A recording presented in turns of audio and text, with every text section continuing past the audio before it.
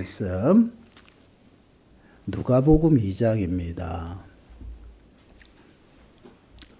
누가복음 2장 8절에서 14절 말씀입니다.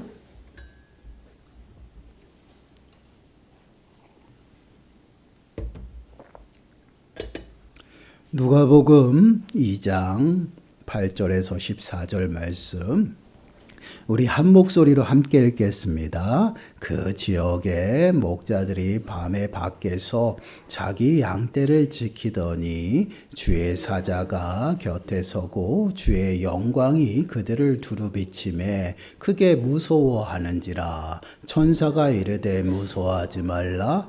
보라, 내가 온 백성에게 미칠 큰 기쁨에 좋은 소식을 너희에게 전하노라. 오늘 다윗의 동네에 너희를 위하여 구주가 나셨으니 곧 그리스도 주시니라. 너희가 가서 강보에 쌓여 구유에 뉘어 있는 아기를 보리니 이것이 너희에게 표적이니라 하더니 호련히 수많은 천군이 그 천사와 함께 하나님을 찬송하여 이르되 지극히 높은 곳에서는 하나님께 영광이요 땅에서는 하나님이 기뻐하신 사람들 중에 평화로다 하니라. 아멘. 할렐루야. 우리 옆 사람과 이렇게 한번 인사해 볼까요? 메리 크리스마스. 메리 크리스마스. 또 이렇게 한번 인사해 보겠습니다. 어제 보고 오늘 보니 더 반갑습니다. 네, 어제 보고 오늘 보니 더 반갑습니다. 아유, 이틀 연속으로 여러분들을 보니 너무나도 기쁩니다. 그리고 정말 모처럼 화이트 크리스마스죠. 이렇게 최근에 성탄절날 이렇게 눈이 온 날이 그렇게 많지는 않았어요. 드물었죠. 없었던 것 같아요. 근데 아이고 어제부터 저녁부터 이제 이렇게 새벽부터 난리가 아니었어요. 지금 이제 또 멀리서 계시는 분들 아침에 전화가 왔어요. 나갔다가 눈 때문에 못 오겠다고, 못 올 것 같다 그래 다시 들어왔다라고 또 전화 오신 집사님도 계셔요. 아이고, 그렇게 먼 길에 이렇게 오시는 그런 모습들이 참 힘이 듭니다. 그래도 눈을 보니 참 기쁘고 또 이렇게 성탄의 아침에 또 여러분을 다시 보니 또 너무나도 기쁩니다. 예수님이 이 땅에 오셨어요. 우리를 위해 이 땅에 오셨습니다. 여러분 믿으십니까? 아멘. 믿으시는 분들에게는 그 구원의 기쁨과 감격이 가득하시리라 믿습니다. 마태복음 1장 21절 말씀을 보시면 아들을 낳으리니 이름을 예수라 하라. 이는 그가 자기 백성을 그들의 죄에서 구원할 자이심이라 하니라.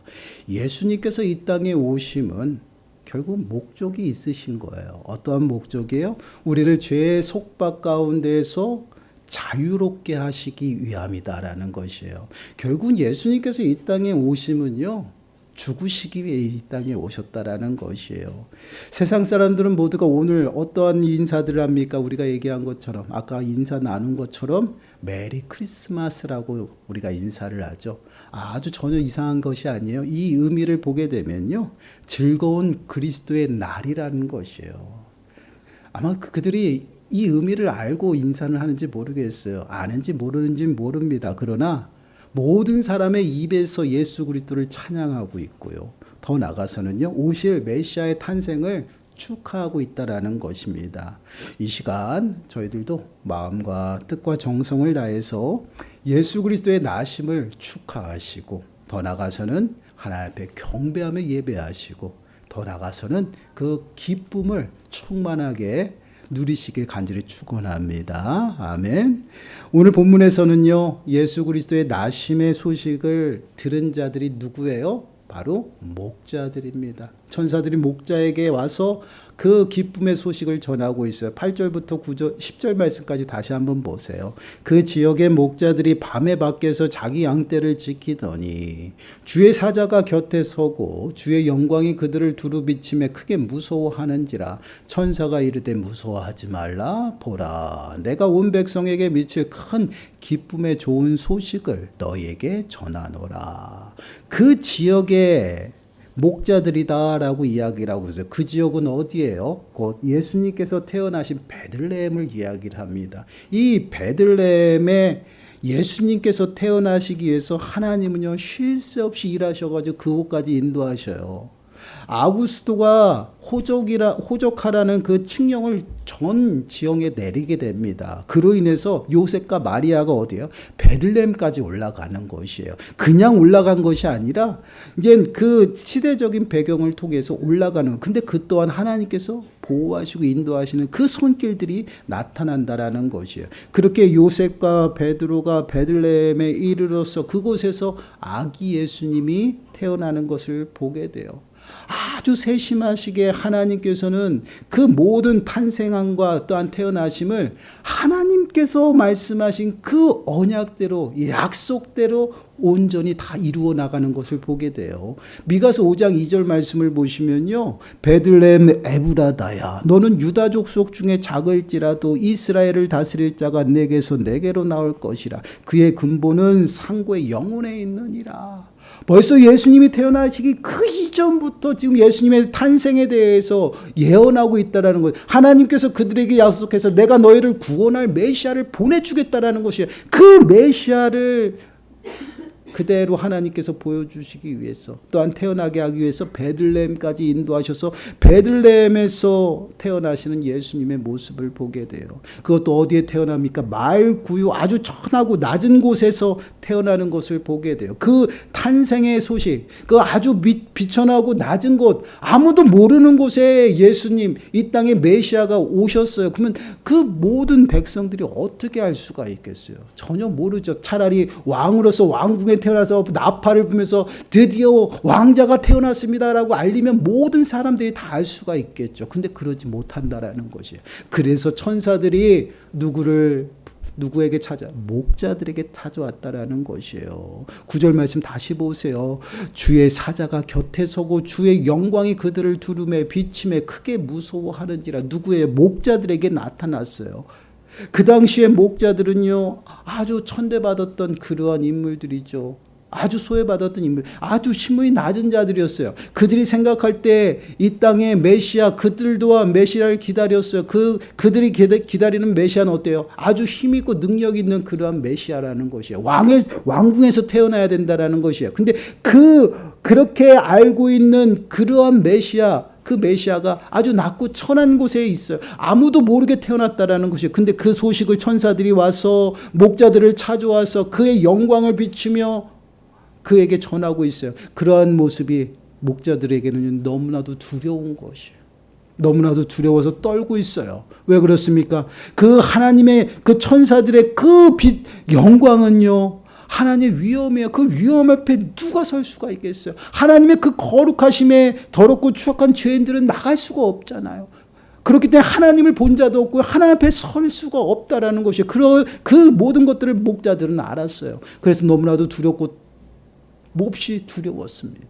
그러한 몹시 두려워하는 그 목자들에게 천사가 이렇게 말을 하죠. 10절 말씀 보세요. 천사가 이르되 무서워하지 말라. 보라, 내가 온 백성에게 미칠 큰 기쁨의 좋은 소식을 너희에게 전하노라. 지금 온 큰 기쁨의 좋은 소식을 너희에게 전하고자 목자들을 천사들이 찾아왔다라는 것이에요. 얼마나 어리둥절하겠어요.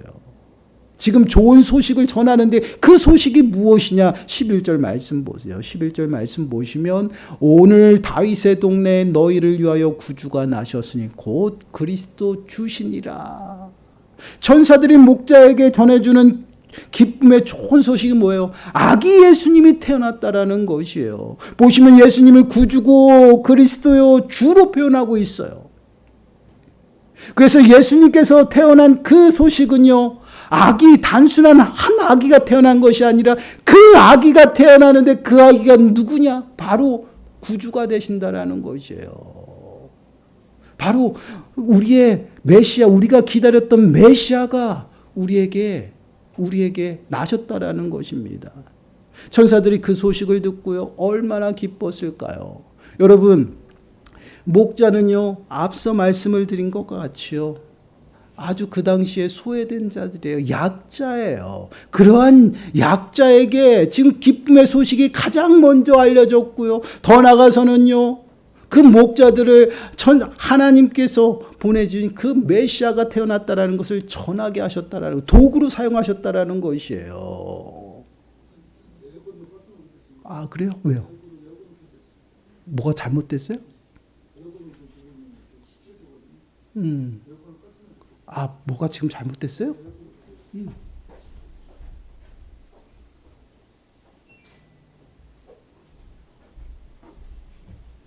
불나는 건 아니죠? 이게 소리가 나요. 소리가 나고 좀 오래되면 소리가 나면서 무슨 소리인지 모르겠는데 언제부터 계속 잦아지고 있어요. 그래서 이제 오래된 것들이 이제 하나씩 나타나는 것 같아요. 우리가 예수 그리스도께서 타신생하신 그 기쁨의 소식이 목자들에게 나타났다라는 것은요, 그 당시 소외되고 더 나아가서는 그 연약한 그들에게도 동일하게 그 왕 메시아가 동일하게 임했다라는 것이에요. 왕궁에서 태어나는 그 메시아가 아니라 아주 천하고 비천한 낮은 곳에 오셔서 모든 자에게 동일하게 메시아로서 이 땅에 오셨다라는 것이에요. 이것은 모든 사람의 기쁨이고요, 모든 사람에게 자유함을 주시기 위한 그러한 기쁨의 소식임을 말씀을 하고 있어요. 그렇습니다. 우리가 말씀을 읽었던 마태복음 1장 21절에도 말씀을 보듯이 예수님께서 이 땅에 오신 이유는요, 바로 우리를 자유케 하시기 위함이라는 것이에요. 아들을 낳으리니 이름을 예수라 하라. 이는 그가 자기 백성을 그들의 죄에서 구원할 자이심이라 하니라. 여러분, 예수 그리스도께서 이름 하나만으로도요, 어떻게 해요? 당신의 백성들을 구원하시게 이 땅에 오셨음을 우리들에게 말씀을 하고 있어요. 이 구원의 사역은 어떠한 사역이에요? 여러분, 십자가에 죽기 위함이다라는 것이에요.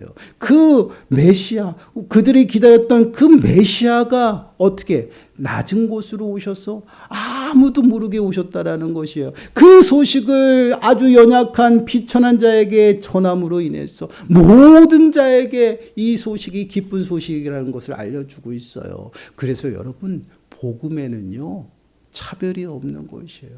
모두가 동일한 것입니다. 국적도 신분도 귀천도 없어요. 얼마나 감사해요. 혹여라도 이 신분과 귀천을 따졌다라면요, 여러분 정말 구원받을 사람이 몇 명이었을까? 그런 것도 참 묵상해 봐요. 근데 얼마나 감사합니까? 모든 자에게 하나님께서는 그 복음을 전하시고 그 복음 앞에 우리가 나올 수 있도록 하셨다라는 것이에요. 그러면 여러분, 그 기쁨의 소식을 들었는데 목자들은요, 누가 메시아인지 어떻게 알 수가 있겠어요? 그래서 천사들이 설명하는 것이에요. 12절 말씀을 보시면 그 증표, 표적을 줍니다. 너희가 가서 강보에 쌓여 구유에 뉘어 있는 아기를 보리니 이것이 너희에게 표적이니라 하니라. 아주 호화로운 것이 아니에요. 그들이 태어난 그곳이 말구유고 더 나가서는 강보에 쌓여 구유에 있다라는 것이, 그것이 너희가 기다리는 메시아다라고 말씀을 하고 있어요. 목자들에게는요, 이 말씀이 굉장한 위로가 되었을 거예요. 왜 목자들이 그 시간, 그 밤에 양을 치고 있을까요? 그들의 일이에요. 늘 양들을 케어하면서 양들을 기르면서 들로 산으로 그것을 지키는 일들을 해요. 그렇기 때문에 때로는 집이 아닌 들에서 잘 때도 있다라는 것이, 우리가 성경을 읽다 보면 사무엘이 기름을 붓잖아요. 이세의 아들들에게. 근데 막내 다윗에게 기름을 붓기 전에 어떠한 말이 나오냐면 더 이상 아들이 없냐라는 표현을 써요, 사무엘이. 그래서 이세가 뭐야? 막내가 들에 나가 있다라는, 양을 치기 때문에 때로는 들에 나가서 잠도 자고요. 아주 정말 우리가 생각하면 너무나도 그 천대받고 홀대받고 비천했던 그 직업이에요. 그래서 애굽에 들어갔던 이스라엘 백성들이 양을 치는 목동이라고 해서 아주 차별을 두는 것이에요. 그 애굽에는요, 그 목동은요, 아주 천한 자들이 하는 것이에요. 그래서 귀족들이에요, 애굽 사람. 그래서 양을 치지 않아요. 그래서 고센 땅을 내줬던 것이에요. 이것이 이제 이 성경에서 나타나는 그러한 배경입니다. 이렇게 목자는요, 아주 천대받았던 직업이에요.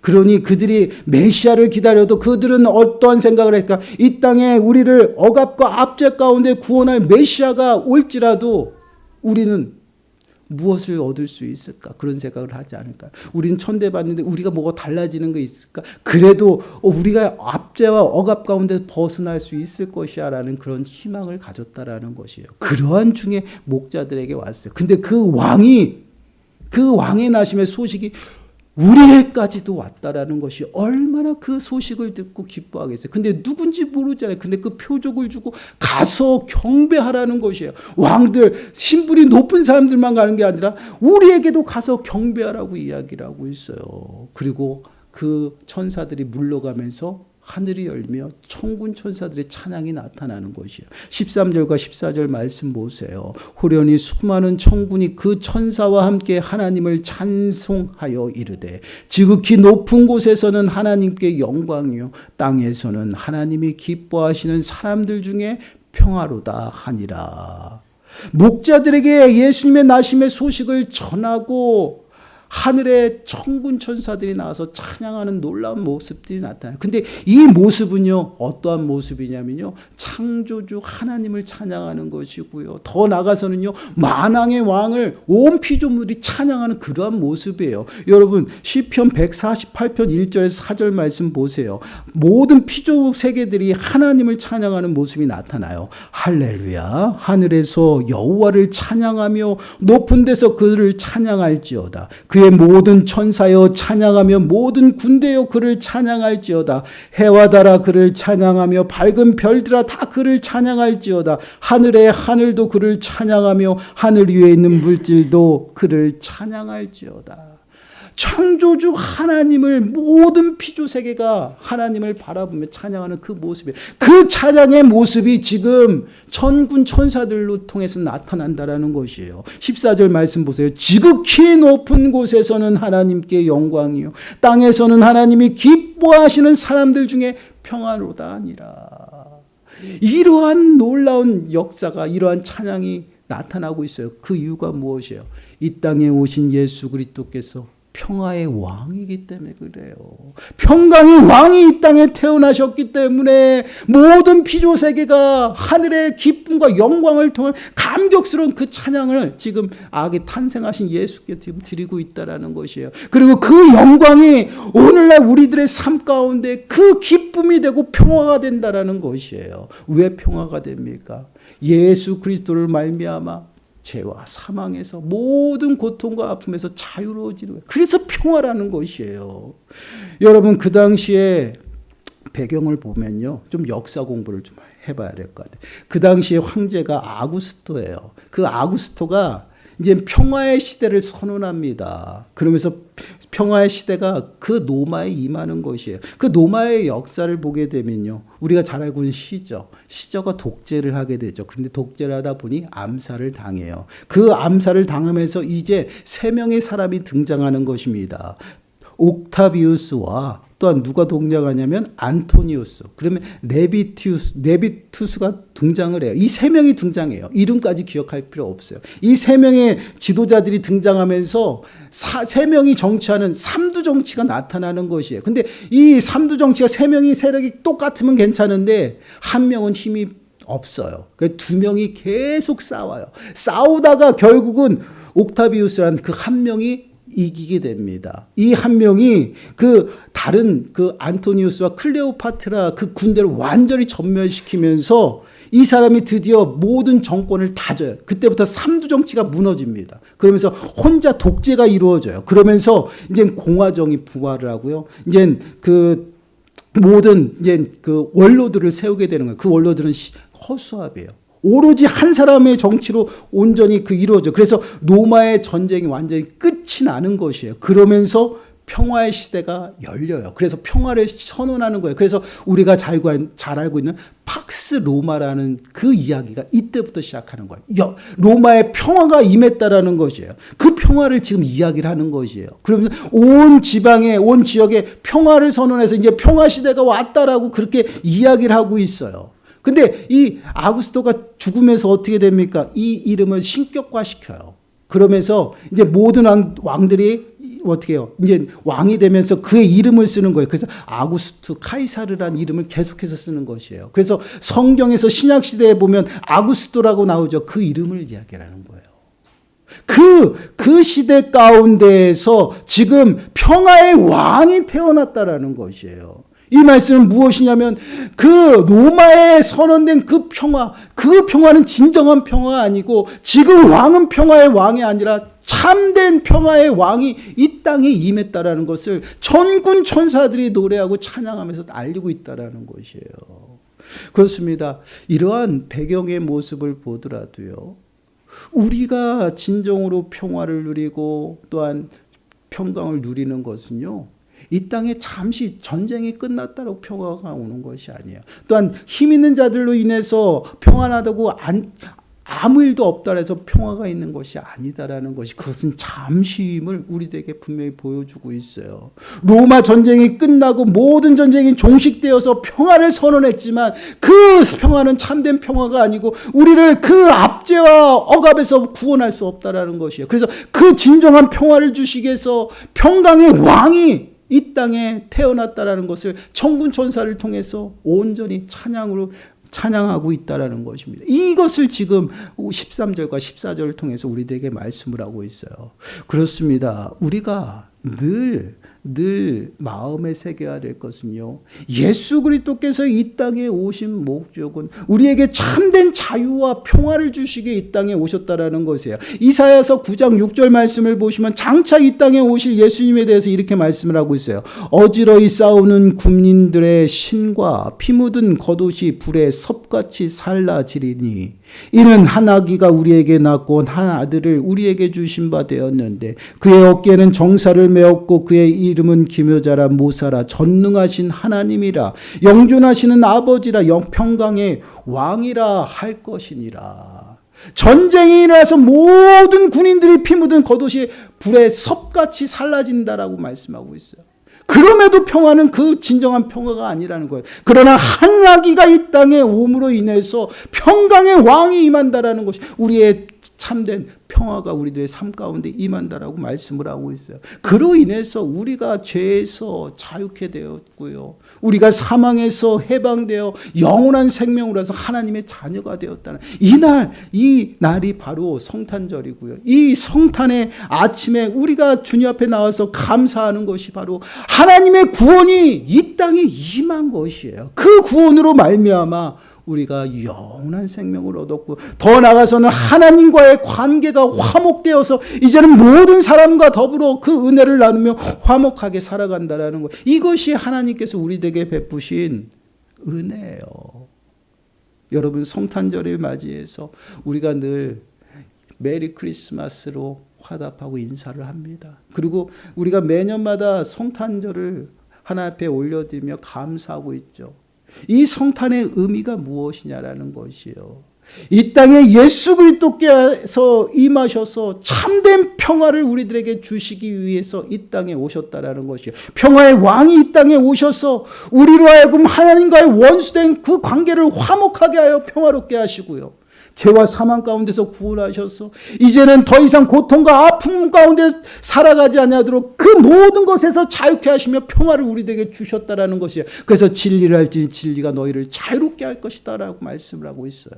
진리가 무엇이에요? 예수 그리스도예요.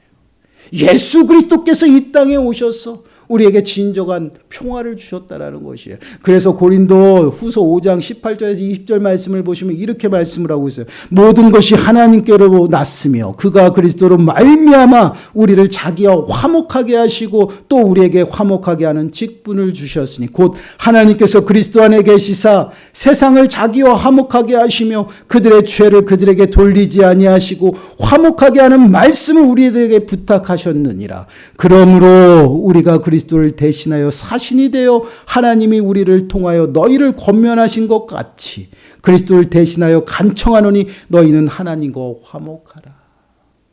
예수 그리스도로 말미암아 우리에게 임한 참된 평화예요. 하나님과 화목하게 되었고 더 이상 죄를 우리들에게 묻지 아니하시고 우리에게 돌리지 아니하시고 그 모든 죄 가운데에서 자유케 하시고 이제는 그 사랑과 은혜를 전하며 모든 사람과 더불어 화목하게 하셨다라는 것이에요. 그렇습니다. 예수 그리스도께서 이 땅에 오심은요, 분명 하늘의 영광이고요, 땅에서는 하나님이 기뻐하시는 자들의 평화입니다. 이 평화는요, 앞서 저희가 여러분들에게 말씀을 드린 것처럼 예수 그리스도께서 나의 구주가 되심을 믿는 자들에게 임하는 것이에요. 믿음으로 나아갈 때 그것을 내가 믿고 주님 앞에 나아가는 자들에게 참된 평화가 임하고요, 참된 구원의 은혜가 임하게 됩니다. 그 구원의 은혜가 기쁨의 소식이고요, 모든 자에게 임한다라는 것이에요. 그러나 모든 자가 당신의 백성들이라는 것이에요. 사랑하는 여러분, 오늘 성탄의 아침에 나오셔서 하나님 앞에 감사함으로 예배드립니다. 이 성탄의 의미를 좀 마음에 새기시고 더 나아가서는 정말 예수 그리스도로 말미암아 우리에게 임한 그 평화의 기쁨을 매 순간순간 누리며 살아가시길 바랍니다. 이 의미를 모르면 내가 진정 무엇에 평화롭고 무엇에 평강을 얻었는지 알 수가 없어요. 또한 성탄의 의미도 모르고 그냥 메리 크리스마스, 사람들마다 입에서 전달되는 메리 크리스마스밖에 되지 않아요. 오늘은 즐거운 그리스도의 날이에요.